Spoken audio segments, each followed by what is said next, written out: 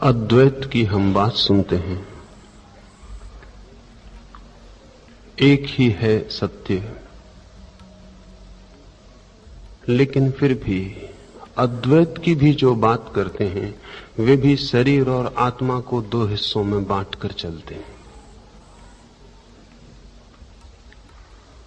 जो अद्वैत का विचार रखते हैं वे भी अपने शरीर और अपनी आत्मा के बीच पृथकता मानते हैं, और जब शरीर और आत्मा में भेद होगा तो जगत और परमात्मा में भेद अनिवार्य हो जाता है।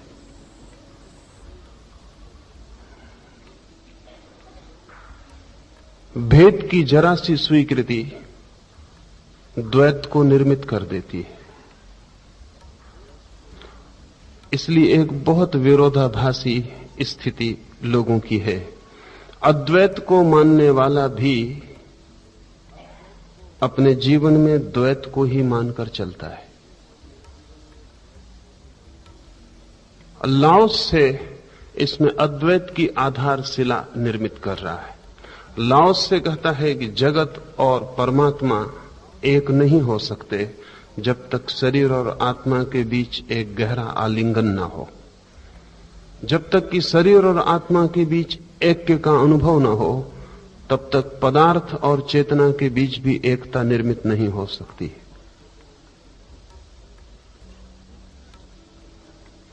तथाकथित धार्मिक आदमी को बहुत कठिनाई मालूम पड़ेगी, लेकिन व्यक्ति अगर अपने ही भीतर विभाजित है तो अस्तित्व को अविभाज्य नहीं मान सकेगा। अपने भीतर जो अविभाजित है वही जगत को अविभाजित जान सकेगा, क्योंकि जगत फैला हुआ शरीर है और चेतना विराट परमात्मा है। अगर मेरी चेतना मेरे शरीर से भिन्न है तो फिर परमात्मा की चेतना भी जगत के शरीर से भिन्न ही होगी। लाओस से कहता है यदि शरीर और आत्मा को एक रखा जा सके तो ही अद्वैत की संभावना, तो ही अद्वैत का फूल खिल सकता है। लेकिन ये शरीर और आत्मा अलग कैसे हो जाते हैं इसे हम समझ लें तो शायद एक रखने की बात भी समझ में आ जाए। बच्चा जब पैदा होता है तो उसे कोई भेद का पता नहीं होता है। शरीर और चेतना में कोई भी रेखा भी भेद की नहीं होती। शरीर और चेतना एक ही अस्तित्व की तरह बड़े होते हैं, लेकिन जीवन की जरूरतें, सभ्यता, संस्कृति, सुरक्षा शरीर और चेतना में भेद को निर्मित करना शुरू कर देती। बच्चे को अगर भूख लगी है तो भी हमें उसे सिखाना पड़ता है कि जब भूख लगी हो तभी भोजन मिले ये जरूरी नहीं है, भूख को रोकना भी आवश्यक है। ये जीवन की अनिवार्य व्यवस्था है। जब नींद आ जाए तभी सोना भी मिल जाए ये आवश्यक नहीं, और जब प्यास लगे तभी पानी भी मिल जाए ये भी जरूरी नहीं। तो नियंत्रण रखना भी सीखना पड़ता है।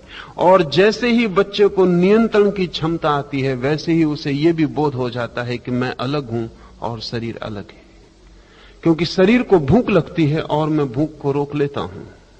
शरीर को नींद आती है और मैं नींद को रोक लेता हूं। मैं रोक सकता हूं जिसे, उससे अलग हो जाता हूं। तो जैसे जैसे बच्चे में नियंत्रण, कंट्रोल विकसित होता है वैसे वैसे उसकी चेतना और शरीर में एक दरार पड़नी शुरू हो जाती। वो दरार रोज रोज बड़ी होती चली जाती। वो दरार जितनी बड़ी हो जाती है उतना ही अस्तित्व के साथ एक होना मुश्किल हो जाता है, क्योंकि जो अपने शरीर के साथ भी एक होना जिसे मुश्किल हो गया है उसे विराट जगत के शरीर के साथ एक होना बहुत मुश्किल हो जाएगा। ये गहरा द्वैत जीवन की अनिवार्यता में से पैदा होता है। जरूरी है लेकिन सत्य नहीं है, उपयोगी है लेकिन तथ्य नहीं है। और जो भी उपयोगी होता है जरूरी नहीं कि सत्य हो, और कभी ऐसा भी होता है कि असत्य भी बहुत उपयोगी होते हैं। ये एक उपयोगी असत्य है और इसे विकसित करना ही पड़ता है। लेकिन अगर इससे ही हमारा चित्त सदा के लिए बंध जाए और हम इससे छूट ना सकें तो ये उपयोगी सत्य आत्मघाती हो जाता है। नियंत्रण सिखाना ही पड़ेगा, संयम सिखाना ही पड़ेगा। जरूरतें खड़ी होंगी और मांग को रोकने की क्षमता भी जुटानी ही पड़ेगी।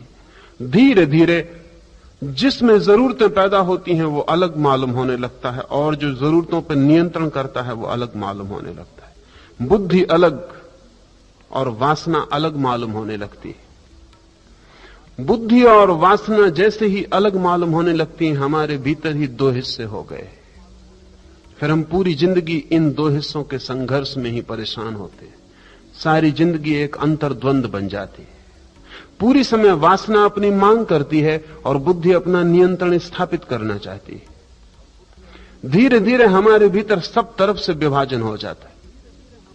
मनोविद कहते हैं कि हमारा जो नीचे का हिस्सा है शरीर का, नाभि से नीचे का हिस्सा, उसे हम नीचा हिस्सा मानना शुरू कर देते हैं। केवल नीचे होने के कारण नहीं, निम्न होने के कारण भी। ऊपर के हिस्से के साथ हम अपना आत्मसात करते हैं और शरीर के नीचे के हिस्से को हम अलग तोड़ के रख देते हैं। कमर के नीचे का शरीर आपको ऐसा मालूम पड़ता है आपका नहीं है। कमर के ऊपर का शरीर ही बस आपका है, क्योंकि कमर के नीचे का हिस्सा धीरे धीरे वासना से जुड़ जाता है और कमर का ऊपर का हिस्सा धीरे धीरे बुद्धि से जुड़ जाता है और अंततः तो बुद्धि सिर में केंद्रित हो जाती है। इसलिए आप अपने चेहरे से ही अपने को पहचानते हैं, बाकी सारे शरीर को तो हम छिपाए रखते हैं। उसके छिपाने का कारण सिर्फ ठंड और गर्मी और शीत से बचाव ही नहीं है। उसके छिपाने का बुनियादी कारण है कि हमारी आइडेंटिटी हम अपना तादात्म्य केवल चेहरे से करना चाहते हैं, बाकी शरीर से नहीं। क्योंकि बुद्धि हमारी प्रतीत होती है कि हमारी खोपड़ी में निर्भर है और इसलिए चेहरा काफी। ये बहुत मजे की बात है कि अगर आपका चेहरा काट के रख दिया जाए तो आप पहचाने जा सकते हैं, लेकिन आपका पूरा शरीर अगर रखा हो, सिर्फ चेहरा ना हो, तो आप खुद भी न पहचान सकेंगे कि शरीर आपका है।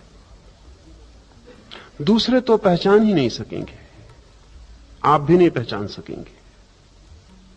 हमारी पहचान बुद्धि से जुड़ गई और हमने पूरे शरीर को वासनाग्रस्त मान के अलग छोड़ रखा है। इसके गहरे परिणाम हुए। उन गहरे परिणामों पर हम बात करेंगे। लाओस से इस पहले सूत्र में कह रहा है कि यदि बौद्धिक और ऐन्द्रिक आत्माओं को एक ही आलिंगन में आबद्ध रखा जाए तो उन्हें पृथक होने से बचाया जा सकता है। अगर मेरी बुद्धि और मेरी इंद्रियां एक गहरे आलिंगन में आबद्ध रहें तो मेरे भीतर द्वंद्व को और द्वैत को पैदा होने से रोका जा सकता है। और अगर ये आबद्ध न रहें, अगर मैं बुद्धि को और वासना को अपने भीतर अलग तोड़ लूं और दोनों के बीच सब सेतु नष्ट कर दूं, तो फिर मेरे भीतर खंडित होने की स्थिति को नहीं रोका जा सकता। जिसे मनोवैज्ञानिक सिजोफ्रेनिक कहते हैं, खंडित व्यक्ति कहते हैं, वो हम सभी थोड़े ना बहुत हैं। जब कोई ज्यादा खंडित हो जाता है तो पागल हो जाता है। हम किसी तरह से अपने को मैनेज कर लेते हैं, हम किसी तरह से अपने को चला लेते हैं और पागल नहीं हो जाते, लेकिन हमारे भीतर पागलपन की क्षमता प्रतिपल घटती बढ़ती रहती। हम अपने ही भीतर एक गहरे संघर्ष में हैं, आलिंगन में नहीं। एक तालमेल नहीं है भीतर, एक संगीत नहीं है, एक लयबद्धता नहीं है भीतर। भीतर एक संघर्ष, एक द्वंद्व, एक विरोध, एक शत्रुता है। प्रत्येक चीज के साथ संघर्ष है। अभी पश्चिम में एक नया आंदोलन चलता है, विशेषकर अमेरिका में, संवेदनशीलता को बढ़ाने का। क्योंकि अमेरिका को अनुभव होना शुरू हुआ है कि आदमी की संवेदनशीलता समाप्त हो गई, सेंसिटिविटी समाप्त हो गई है। हम छूते हैं लेकिन छूना हमारा बिल्कुल मुर्दा है। हम देखते हैं लेकिन आंखें हमारी पथराई हुई हैं। हम सुनते हैं लेकिन कानों पर आवाज ही पड़ती है, हृदय तक कोई संवेदन नहीं पहुंचता। हम प्रेम भी करते हैं, हम प्रेम की बात भी करते हैं, लेकिन प्रेम हमारा बिल्कुल निष्प्राण है। हमारे प्रेम के हृदय में कोई धड़कन नहीं है। हमारा प्रेम बिल्कुल कागजी है। हम सब कुछ करते हैं, लेकिन ऐसा मालूम होता है कि हमारे किसी भी करने में कोई संवेदना नहीं रह गई। संवेदना शून्य, जड़, यंत्रवत हम उठते हैं, बैठते हैं, चलते हैं, सब हम कर लेते हैं। संवेदना वापस लाई जानी जरूरी है। तो मनस्विद कह रहे हैं कि अगर हम आदमी की संवेदना वापस न ला सके तो हम आदमी को पृथ्वी पर इस सदी के आगे बचा नहीं सकेंगे। अभी तक व्यक्ति पागल होते रहे थे, अब समूहगत रूप से लोग पागल हो जाएंगे। संवेदना वापस लौटानी पड़ेगी, लेकिन संवेदना वापस कैसे लौटे और संवेदना खो क्यों गई है? आपको भी याद होगा, अगर आपको बचपन की कोई स्मृति है तो आपको याद होगा, अगर बगीचे में फूल खिल गया है तो जैसा बचपन में वो आपको दिखाई पड़ा था खिलता हुआ, वैसा अब भी फूल खिलता है, लेकिन आपको दिखाई नहीं पड़ता। सूरज बचपन में भी उगता था, वही सूरज अब भी उगता है, लेकिन अब सूरज के उठने से हृदय में कोई नृत्य पैदा नहीं होता। चांद अब भी निकलता है, अब भी आप आंख उठा के कभी चांद को देख लेते हैं, लेकिन चांद आपको स्पर्श नहीं करता। क्या हो गया है? लाओस से जो कह रहा है आलिंगन टूट गया है। बुद्धि और ऐन्द्रिक तल दो हो गए। इंद्रियों में संवेदना होती है,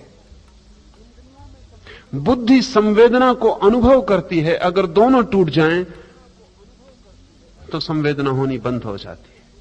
इंद्रियां जड़ हो जाती हैं और बुद्धि तक कोई खबर नहीं पहुंचती, और जीवन का काव्य और जीवन का संगीत और जीवन का रस सभी को सूख जाता है। बच्चे एक स्वर्ग में रहते हुए मालूम पड़ते हैं, इसी जमीन पर जहां हम हैं, लेकिन उनके स्वर्ग में रहने का कोई और कारण नहीं है। सिर्फ इतना ही कारण है कि अभी उनकी इंद्रिय आत्मा और उनकी बुद्धि आत्मा में फासला नहीं पड़ा है।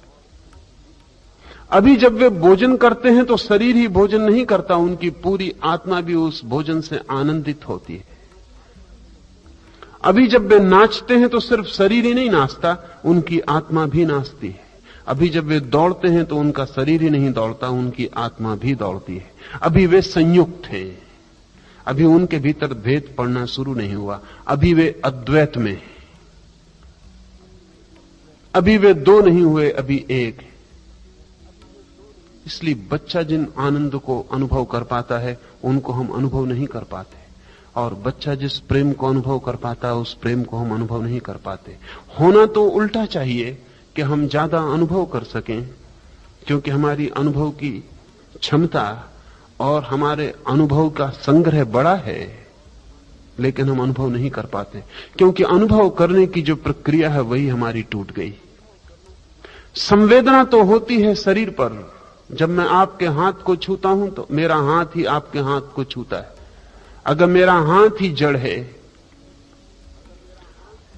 महात्मा गांधी के 3 गुरुओं में से एक का नाम है हेनरी थारो। हेनरी थारो के संबंध में कहा जाता है कि लोग जब उसका हाथ छूते थे तो उन्हें लगता था कि जैसे वो किसी मुर्दा आदमी का हाथ छू रहे। मित्रों ने उल्लेख किया है अपने संस्मरणों में कि हेनरी थारो के हाथ को अगर आंख बंद करके छुओ तो कहना मुश्किल है कि तुम लकड़ी का हाथ छू रहे हो कि असली हाथ छू रहे हो। हेनरी थारो को शायद ज्यादा हो गया होगा यह हाथ संवेदन शून्य, लेकिन हमारा भी ऐसा ही है। हाथ में संवेदना हो, हाथ जीवंत हो, और हाथ का रोआ रोआ और हाथ का अणु अणु और हाथ का कोष्ठ कोष्ठ बिजली से भर जाए छूते समय, तो ही बुद्धि ग्रहण कर सकती है इस स्पर्श के आनंद को। अगर हाथ ही मुर्दा पड़ा रहे तो बुद्धि तक कोई खबर ही नहीं पहुंचती, और बुद्धि तक खबर न पहुंचे तो बुद्धि के पास सीधा कोई उपाय नहीं। इंद्रियां बुद्धि के द्वार हैं और शरीर आत्मा का साधन है। शरीर आत्मा का फैलाव है स्थूल जगत में, और अगर हम शरीर से दुश्मनी कर लें तो हम जगत से अपना संबंध तोड़ लेते हैं। जिस मात्रा में हमारा अपने शरीर से संबंध टूटता है, उसी मात्रा में हमारा अस्तित्व से संबंध टूट जाता है। फिर हम जीते हैं, लेकिन हमारे और अस्तित्व के बीच एक फासला बना रहता है। हम कहीं भी चले जाएं, हम अस्तित्व से दूर ही बने रहते हैं। हम प्रेम भी करें तो फासला होता है, हम करुणा भी करें तो फासला होता है, हम मित्रता भी बनाएं तो एक फासला होता है जिसके आर पार हम खड़े रहते हैं, और आर पार पहुंचना बहुत मुश्किल है। लाओस से कहता है ये द्वैत हमारे भीतर पैदा होता है, हमारी बुद्धि और हमारी इंद्रियों के बीच फासले के निर्माण से। लेकिन यह फासला उपयोगी है, एक समय निर्मित होना चाहिए और एक समय यह फासला टूट भी जाना चाहिए। इसे एक सीढ़ी की तरह उपयोग करना उचित है। इसलिए जीसस ने कहा है कि वे ही मेरे स्वर्ग के राज्य में प्रवेश कर सकेंगे जो बच्चों की भांति हो जाएंगे, पुनः बच्चों की भांति, पुनः उतने संवेदनशील जितने बच्चे। एक एक अनुभव जिनके लिए प्राणों तक उतर जाए, ऐसे जो हो जाएंगे वे ही मेरे प्रभु के राज्य में प्रवेश कर सकेंगे। बच्चे के पास एक अद्वैत है, लेकिन अज्ञान से भरा। ज्ञानी के पास यही अद्वैत पुनः चाहिए, ज्ञान से भरा। बच्चे में एक निर्दोषिता है, एक इनोसेंस है, लेकिन अज्ञानपूर्ण, इग्नोरेंट इनोसेंस। ज्ञानी में यही निर्दोषता पुनः चाहिए, लेकिन प्रज्ञापूर्ण, जानता हुआ, जागा हुआ निर्दोष भाव पुनः स्थापित होना चाहिए। बच्चे का अद्वैत टूटेगा क्योंकि वो बच्चे की उपलब्धि नहीं है। परिस्थिति और संघर्ष उसके अद्वैत को तोड़ देंगे। लेकिन आवश्यक नहीं है कि अद्वैत टूटा हुआ ही व्यक्ति मर जाए। मरने के पहले यह अद्वैत पुनः स्थापित हो सकता है, और जब यह पुनः स्थापित होता है तो पहले वाले अद्वैत से ज्यादा समृद्ध होता है, क्योंकि अनुभव इसमें हजार गरिमाएं जोड़ जाता है।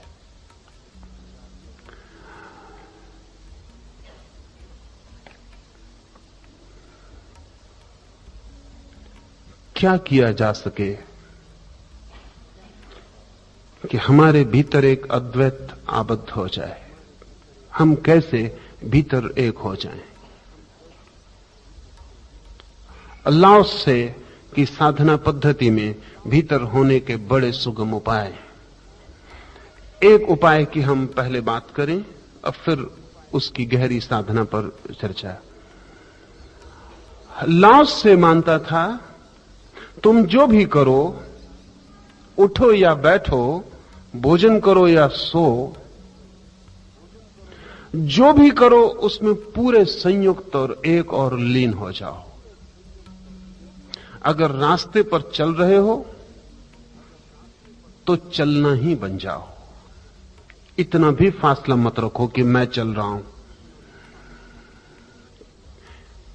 साक्षी की जिस साधना की हम चर्चा करते रहे हैं, लाओस से कहता है साक्षी भी अद्वैत पर नहीं ले जा सकेगा।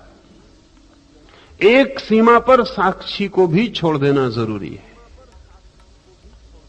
कृष्णमूर्ति अवेयरनेस की, जागरूकता की बात करते हैं, वो भी अद्वैत पर नहीं ले जा सकेगी। एक जगह जाके उसे भी छोड़ देना जरूरी है।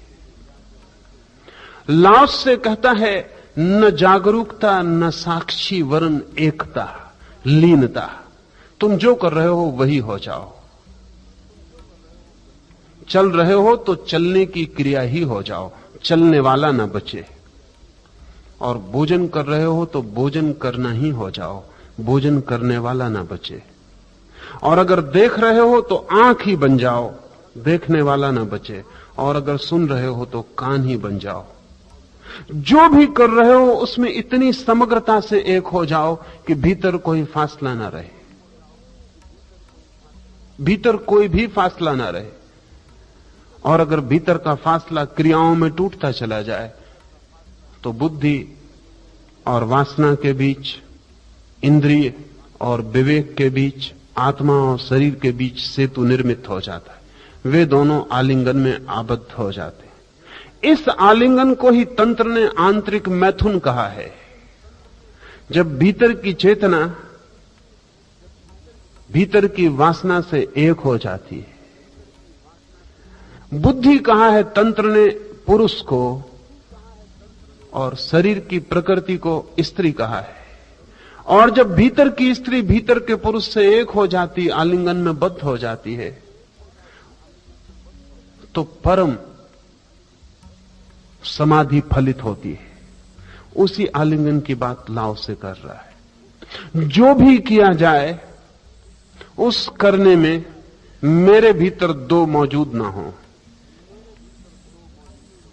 क्षुद्र से क्षुद्र काम भी मुझे पूरा ही डुबा ले, क्षुद्र से क्षुद्र क्रिया में भी मेरी लीनता परिपूर्ण हो जाए, मैं पीछे ना बचूं। मेरा बचना ही द्वंद है, मेरा पूरी तरह एक हो जाना ही निर्द्वंद हो जाना है, तो आलिंगन फलित होगा। लेकिन यह प्रक्रिया तो पूरे जीवन पर फैलानी पड़े, और अभी फैलानी कठिन है, क्योंकि अभी हमारे भीतर कुछ शारीरिक व्यवस्थागत अनिवार्य फासले हो गए, और जब तक वे फासले न टूट जाएं तब तक इस लीनता की साधना को साधना मुश्किल है। उन फासलों को हम समझ लें, वो फासले यांत्रिक हो गए हैं, मैकेनिकल हो गए हैं। और जब तक हम यांत्रिक व्यवस्था को ही न तोड़ डालें और नया न कर लें, तब तक केवल लीनता के प्रयोग से कुछ भी ना होगा। बल्कि यह भी हो सकता है कि जब आप कोई काम करें तो आपके ये लीनता का ख्याल कि मैं पूरी तरह लीन होकर ही काम करूंगा, द्वैत का कारण बन जाए। ये लीनता का ख्याल ही आपको लीन ना होने दे। भोजन करते वक्त अगर आप ये ख्याल रख के भोजन करें कि मैं भोजन में पूरा डूबा रहूं, तो आप डूबे नहीं रह सकेंगे, क्योंकि ये ख्याल आपको बाहर ही किए रहेगा। हमारे भीतर यंत्रगत भूलें हो गई हैं, और यंत्रगत भूलों को समझ लेना जरूरी है। अगर आप एक छोटे बच्चे को अपने झूले पर सोता हुआ देखें, तो जो एक बात ख्याल में आपको नहीं आती होगी, आनी चाहिए, वो ये होगी कि बच्चे का पेट आप ऊपर नीचे होते देखेंगे, छाती नहीं। बच्चा श्वास ले रहा है तो उसका पेट ऊपर नीचे हो रहा है, लेकिन छाती उसकी बिल्कुल विश्राम में पड़ी। हम उल्टी ही श्वास ले रहे हैं। हम जब श्वास लेते हैं तो छाती ऊपर नीचे होती। लाओसे का कथन है, और बहुत कीमती, और अब विज्ञान भी लाओसे से सहमत है, कि जैसे ही व्यक्ति के भीतर ऐन्द्रिक और बुद्धिगत चेतनाओं में फासला पड़ता है, वैसे ही श्वास नाभि से ना आकर सीने से आनी शुरू हो जाती। यह फासला जितना बड़ा होता है, श्वास उतनी ही ऊपर से आके लौट जाती। तो जिस दिन बच्चे की श्वास पेट से हटकर और सीने से चलने लगती है, जान लेना कि बच्चे के भीतर ऐन्द्रिक आत्मा में और बुद्धिगत आत्मा में फासला पड़ गया। बड़ी उम्र में भी आप भी जब रात सो जाते हैं, तब आपके पेट से ही सांस चलने लगती है, सीना शांत हो जाता है, क्योंकि नींद में आप अपने फासलों को बचा नहीं सकते। बेहोशी में फासले खो जाते और श्वास की स्वाभाविक प्रक्रिया शुरू हो जाती। श्वास का जो प्राथमिक स्रोत है, जापानी भाषा में उसके लिए एक शब्द है, हमारी भाषा में कोई शब्द नहीं है, उसे शब्द है उनका तांडेन, TANDEN। नाभि से 2 इंच नीचे ठीक श्वास चलती हो तो नाभि से 2 इंच नीचे, जिसे जापानी तानदेन कहते हैं, उस बिंदु से श्वास का संबंध होता है। और जितना तनावग्रस्त व्यक्ति होगा, तानदेन से श्वास का बिंदु उतना ही दूर हटता जाता है। तो जितने ऊपर से आप सांस लेते हैं उतने ही तनाव से भरे होंगे, और जितने नीचे से सांस लेते हैं उतने ही विश्राम को उपलब्ध होंगे। और अगर तानदेन से श्वास चलती हो तो आपके जीवन में तनाव बिल्कुल नहीं होगा। बच्चे के जीवन में तनाव न होने का जो व्यवस्थागत कारण है वो तानदेन से श्वास का चलना है। जब आप भी कभी विश्राम में होते हैं तो अचानक ख्याल करना आपकी श्वास तानदेन से चलती होगी। और जब आप तनाव से भरे हों, बहुत मन उदास, चिंतित, परेशान हो, व्यथित हो, बेचैनी में हो, तब आप ख्याल करना तो श्वास बहुत ऊपर से आके लौट जाएगी। ये श्वास का ऊपर से आके लौट जाना इस बात का सूचक है कि आप अपनी मूल प्रकृति से बहुत दूर हो गए। लेकिन कुछ कारण हैं जिनकी वजह से हम लोगों को शिक्षा देते हैं कि पेट से श्वास मत लेना। एक तो एक पागलपन का ख्याल सारी दुनिया में फैल गया है, और वो ये है कि छाती फूली हुई होनी चाहिए, छाती बड़ी होनी चाहिए। तो छाती जितनी बड़ी करनी हो उतनी श्वास छाती में भरनी चाहिए, नीचे नहीं, और छाती से ही वापस लौटा देनी चाहिए। छाती को बड़ा करने का पागलपन व्यक्ति के भीतर एक भयंकर उत्पात को निर्मित कर देता है। अगर आपने कभी जापानी या चीनी फकीरों की तस्वीरें देखी, या लाओसे की तस्वीर अगर आपने कभी देखी, तो आपको थोड़ी हैरानी होगी। चीन और जापान में तो बुद्ध की भी जो तस्वीरें और मूर्तियां बनाई हैं वो भी देख के हमें हैरानी होगी, क्योंकि हमने जो बुद्ध की मूर्तियां बनाई हैं उनसे उनका मेल नहीं है। हमारी जो बुद्ध की मूर्तियां, उनमें पेट बहुत छोटा है, पीठ से लगा हुआ है, और छाती बड़ी है। और जापान और चीन में बुद्ध की भी जो मूर्तियां हैं उनमें पेट बड़ा है।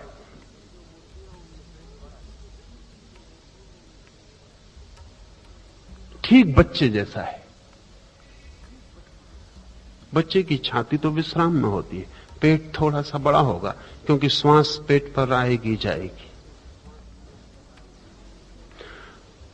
तो छाती को बड़ा करने का ख्याल भीतर एक खतरनाक स्थिति को पैदा करता है, और वो खतरनाक स्थिति है ऐन्द्रिक और बौद्धिक 3 केंद्र ताओ मानता है। एक तानदेन नाभि केंद्र, दूसरा हृदय केंद्र, और तीसरा बुद्धि का मस्तिष्क केंद्र। नाभि केंद्र अस्तित्व का सबसे गहरा केंद्र है, फिर उसके बाद उससे कम गहरा केंद्र हृदय का है, और सबसे कम गहरा केंद्र बुद्धि का है।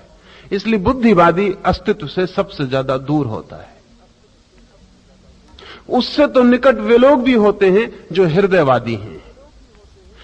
तथाकथित ज्ञानियों से भक्त भी कहीं ज्यादा अस्तित्व के निकट होते हैं। जिसने केवल बुद्धि को ही सब कुछ जाना है, वो आदमी सतह पर जीता है।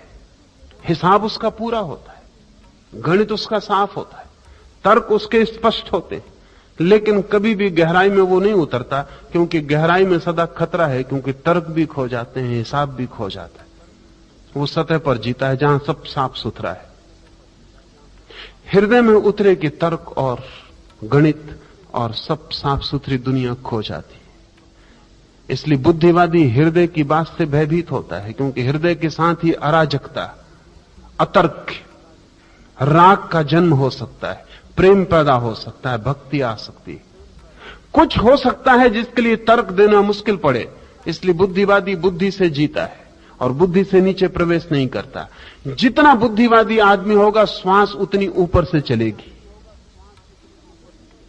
श्वास की ऊंचाई और नीचाई को जानकर आदमी का टाइप जाना जा सकता है। जितना हृदयवादी व्यक्ति होगा, श्वास उतनी गहरी चलेगी। लेकिन लाओ से कहता है हृदय भी आखिरी गहराई नहीं, और गहरे उतरना जरूरी है, और उसको वो तानदेन कहता है। नाभि से श्वास चलनी चाहिए। नाभि से जिसकी श्वास चल रही है वो अस्तित्व के साथ वैसा ही जुड़ गया है जैसे छोटे बच्चे जुड़े होते हैं। जब कोई अपनी प्राणवायु को अपनी ही एकाग्रता के द्वारा नमनीयता की चरम सीमा तक पहुंचा दे तो वो व्यक्ति शिशुवत कोमल हो जाता है। अपनी श्वास को नमनीयता की चरम सीमा तक पहुंचा दे। नमनीयता का अर्थ है तनाव शून्य तरलता को पहुंचा दे। अगर आप तनाव मुक्त हों, शून्य हों, तो श्वास आपकी अनिवार्य रूप से नाभि केंद्र पर पहुंच जाएगी। कभी शिथिल होकर शांत होकर कुर्सी पर बैठ के देखें, आपको फौरन पता चलेगा श्वास नाभि से चलने लगी। लेकिन ढीला छोड़ें अपने को, लेकिन ढीला हम छोड़ते नहीं। क्या इसका कारण केवल इतना ही होगा कि हम सीने को बड़ा करना चाहते हैं? नहीं, इतना ही नहीं है, कारण और भी गहरे हैं। सबसे बड़ा कारण जो आपको ख्याल में भी नहीं होगा, लेकिन आप समझेंगे तो शीघ्र ख्याल में आ जाएगा। बच्चे को अपने शरीर का बोध सबसे पहले कब होता है? फ्रायड की खोजें बहुत मूल्यवान हैं इस संबंध में। फ्रायड कहता है बच्चे को अपने शरीर का सबसे पहले बोध तभी होता है जब वो अपनी कामेंद्रिय को स्पर्श करता है। तभी मां बाप उसको रोकते हैं कि ठहरो, मत करो, मत छुओ। अगर बच्चा अपनी नाक छूता है, अपनी आंख छूता है, अपना हाथ हिलाता है तो मां बहुत प्रसन्न होती। पैर हिलाता है तो मां बहुत आनंदित होती। लेकिन बच्चा अगर अपनी जननेंद्रिय छूता है तो मां बेचैन और परेशान हो जाती। बच्चे को पहली दफे पता चलता है कि शरीर में कोई हिस्सा भी है जो छूने योग्य नहीं है, और शरीर में कोई हिस्सा है जो खतरनाक है, और शरीर में कोई हिस्सा है जो अपराध है। ये मां और बाप की आंखों को देख के बच्चे को पता चलता है। यह अपराध मां और बाप को अपने मां बाप से पता चला था। यह अपराध परंपरागत है, अपराध कहीं है नहीं। लेकिन बच्चे के शरीर में एक भेद शुरू हो गया, और बच्चे को यह बात धीरे धीरे मां बाप के इशारे बता देंगे। उनकी निंदा, उनकी आलोचना, उनका क्रोध बता देगा कि शरीर में कोई हिस्सा ऐसा भी है जो अपना नहीं है। इसलिए आप बूढ़े भी हो जाएंगे तो भी आपकी जननेंद्रिय आपके शरीर का हिस्सा नहीं बन पाती, बन नहीं सकती। उसके साथ एक फासला बना ही रहेगा। और जननेंद्रिय के साथ फासला पैदा होते ही जननेंद्रिय से नीचे का जो हिस्सा है वो वर्जित हो गया। जननेंद्रिय के ऊपर का हिस्सा स्वीकृत हो गया और नीचे का हिस्सा स्वीकृत हो गया। हम जैसे ही हमारे भीतर ये भेद घटित होता है वैसे ही श्वास ऊपर से चलने लगेगी। उसके कारण है क्योंकि तानदेन का जो बिंदु है, अगर उस तक श्वास जाए तो जननेंद्रिय पर उसका असर पड़ता है। इसलिए जैसे ही हमको ये ख्याल आ गया कि जननेंद्रिय हमारा हिस्सा नहीं है तो हमारा तानदेन सिकुड़ जाता है, सप्रेस्ड हो जाता है, और हम डरे हुए जीने लगते हैं कि कहीं जननेंद्रिय तक श्वास न चली जाए। क्या आपको पता है कि रात सोते समय हर पुरुष को कम से कम 12 से 18 बार जननेंद्रिय पर इरेक्शन होता है नींद में। फ्रायड का ख्याल था कि ये इसलिए होता है कि लोगों की काम वासना अतृप्त रह जाती है, तो जब वो काम वासना के स्वप्न देखते हैं तो जननेंद्रिय अकड़ जाती है। लेकिन अभी जितनी खोज गहरी गई है तो पता चलना शुरू हुआ कि लाओस से ज्यादा ठीक कहता था। लाओसे का कहना यह है कि नींद में जननेंद्रिय पर, तानदेन पर श्वास की चोट पड़ती है, इसलिए जननेंद्रिय खड़ी हो जाती है। जरूरी नहीं है कि कोई काम वासना से संबंधित स्वप्न भीतर चल रहा हो। चल रहा हो तो खड़ी हो जाएगी, नहीं चल रहा हो तो भी खड़ी हो सकती है। और 12 से 18 बार प्रत्येक पुरुष की सामान्यतया होगी। उसका कारण कुल इतना है कि श्वास की जो चोट, नींद में श्वास पूरी चलेगी, पूरी चलने से तानदेन पर चोट पड़ती। तानदेन का बिंदु और वीर्य ऊर्जा का बिंदु निकट है, सीमांत पर है।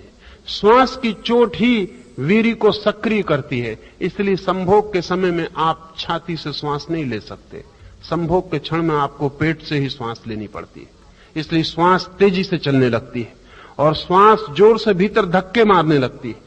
अगर आप श्वास को शांत रख सकें तो वीर्य स्खलन रुक जाएगा। इसलिए तंत्र में प्रयोग है कि श्वास को शांत रखा जा सके तो बिना वीर्य स्खलन के संभोग किया जा सकता है और संभोग को घंटों लंबा भी किया जा सकता है। लेकिन श्वास फिर तानदेन तक नहीं पहुंचनी चाहिए। तो जैसे ही बच्चे को यह ख्याल में आ जाता है कि जनेंद्रिय अस्वीकार करनी है, निंदित है, पाप है, वैसे ही उसकी श्वास ऊपर से चलने लगती है। क्योंकि तानदेन पर चोट पहुंचते ही बच्चे की जनेंद्रिय पर संवेदना होती है और वो संवेदना सुखद है। वो संवेदना सुखद है। उस सुखद संवेदना के कारण वो जनेंद्रिय के प्रति आतुर और उत्सुक होता है। लेकिन मां बाप की आंखें और समाज की आंखें बहुत दुखद हैं और तब एक फासला उसके भीतर पैदा होना शुरू होता है। अंततः तो सुख भी पाप हो जाता है और सुख लेते वक्त हम सब अपने को अपराधी अनुभव करते हैं। ये बड़े मजे की बात है कि जब भी आप अपने को सुखी पाएंगे तो भीतर अपराध का भाव पाएंगे। इसलिए कुछ लोग तो दुखी होने में बड़ा गौरव मानने लगते हैं क्योंकि वो अपराधी नहीं है। सुखी आदमी को थोड़ा सा अपराध मालूम पड़ता है क्योंकि उसके पहले सुख के अनुभव के साथ अपराध का भाव जुड़ गया और इसलिए हम जीते हैं लेकिन बटे हुए जीते हैं। अगर तानदेन तक श्वास न पहुंचे तो नपुंसकता तक भी फलित हो सकती है। ताओ को मानने वाले चिकित्सकों का ख्याल है कि अनेक पुरुषों की नपुंसकता केवल श्वास के तानदेन तक न पहुंचने से पैदा होती है। इसलिए बहुत मजे की बात आपसे कहूं, अक्सर पहलवान नपुंसक हो जाते। उसका कारण है क्योंकि पहलवान छाती से श्वास लेता है और इतनी श्वास छाती से लेता है और पेट को भीतर ले जाता है कि तानदेन तक श्वास के पहुंचने की संभावना ही बंद हो जाती। इसलिए पहलवान दिखता तो बहुत विराइल है, दिखता तो बहुत पुरुष, लेकिन पुरुषत्व बहुत कम हो जाता है। पुरुषत्व के और उसके बीच श्वास का संबंध टूट जाता है।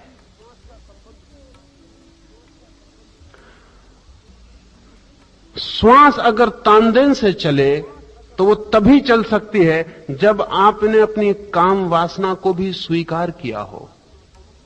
अगर अस्वीकार किया है तो श्वास तानदेन से नहीं चल सकेगी। असल में जब तक आपने अपने पूरे वासना को भी समग्र भूत अंगीकार न कर लिया हो, शिशुवत स्वीकार न कर लिया हो, तब तक आपके भीतर अद्वैत निर्मित नहीं हो सकता है। और ये बहुत आनंद की अद्भुत बात है कि जैसे ही कोई व्यक्ति अपनी वासना को उसकी समग्रता में स्वीकार कर लेता है, वैसे ही वासना से मुक्त हो जाता है। द्वंद्व में वासना बढ़ती है, घटती नहीं, तड़फती है, तृप्त भी नहीं होती, संतप्त होती है, संतुष्ट कभी नहीं, पीड़ा बन जाती है, नरक बन जाती है, लेकिन उससे छुटकारा कभी नहीं हो पाता। और तर्क हमसे कहेगा कि जिस चीज में हम इतने उलझ गए हैं उससे और दूर हटते चले जाएं। जितने दूर हम हटते हैं उतना फासला भीतर बड़ा होता चला जाता है। लाओस से कहता है कि आलिंगनबद्ध हो जाओ, अपनी ऐन्द्रिकता को समग्र रूप से स्वीकार कर लो। स्वीकार करते ही तुम उसके मालिक हो जाओगे। स्वीकार करते ही द्वंद्व मिट जाएगा और स्वीकार करते ही निष्पत्ति, निष्कर्ष हाथ में आ जाता है। जो बुद्धि अपनी वासना को पूरे रूप से स्वीकार कर लेती है वो बुद्धि अपनी वासना के पार निकल जाती है। लेकिन यह पार निकलना संघर्ष से संभव नहीं होता, द्वंद्व से भी संभव नहीं होता। यह निर्द्वंद स्वीकार भाव से संभव होता है। प्राण वायु को नमनीयता की चरम सीमा तक पहुंचाना पहला प्रयोग है। ताओ की साधना में जो उतरते हैं उनका पहला काम यह है कि वो श्वास को फेफड़ों से लेना बंद कर दें, नाभि से लेना शुरू करें। इसका अर्थ हुआ कि जब आपकी श्वास भीतर जाए तो पेट ऊपर उठे, और जब श्वास नीचे गिरे तो पेट नीचे गिरे, और सीना शिथिल रहे, शांत रहे। शायद पुरुष राजी भी हो जाएं, क्योंकि सभी पुरुषों को पहलवान होने का पागलपन नहीं। स्त्रियां और भी मुश्किल से राजी हो सकती हैं, क्योंकि स्त्रियों को उससे भी बड़ा पागलपन सवार हुआ है, और वो है स्तन को सुदृढ़, सुडौल और बड़े बनाने का। तो स्त्रियां कभी नाभि से श्वास लेने को तैयार नहीं होती। इसलिए ताओइस्ट फकीर तो मिल जाएंगे, स्त्रियां मिलना बहुत मुश्किल है। ताओ को मानने वाले पुरुष मिल जाएंगे, उसकी साधना से उतरकर जिन्होंने परम आनंद को उपलब्ध किया है, ऐसे पुरुष मिल जाएंगे, लेकिन स्त्रियां खोजनी मुश्किल है। और उसका कुल एक कारण है कि स्त्री को एक रोग की तरह एक बात पकड़ गई है कि स्तन बड़े होने चाहिए। प्राकृतिक जरा भी नहीं है। और सच तो यह है कि जितना गोल और जितना सुडौल स्तन हो, बच्चे को दूध पीने में उतनी ही कठिनाई होती। इसलिए बायोलॉजिकल नहीं है, क्योंकि जितना सुडौल स्तन हो, बच्चा जब दूध पीता है तो उसकी नाक स्तन से भिड़ जाती और सफोकेशन, और उसे घबराहट शुरू होती। मनस्विद कहते हैं कि स्त्रियों के सुडौल स्तन देखकर पुरुषों को भी घबराहट शुरू होती है। उसका मौलिक कारण बचपन में हुआ अनुभव है सफोकेशन का। अगर आपके सामने एकदम स्त्री के सुडौल स्तन आ जाएं तो आपकी सांस गड़बड़ा जाती है। इतनी घबराहट का कोई कारण नहीं मालूम होता है। लेकिन अगर सुडौल स्तन पर बच्चा दूध पिए तो उसकी नाक स्वभावता, गोल स्तन हो तो उसकी नाक में अड़ जाएगा और घबराहट उसे होगी, और वो घबराहट गहरी बैठ जाती। लेकिन स्त्रियों को स्तन बड़े दिखाने का मनोवैज्ञानिक बहुत कारण खोजते हैं।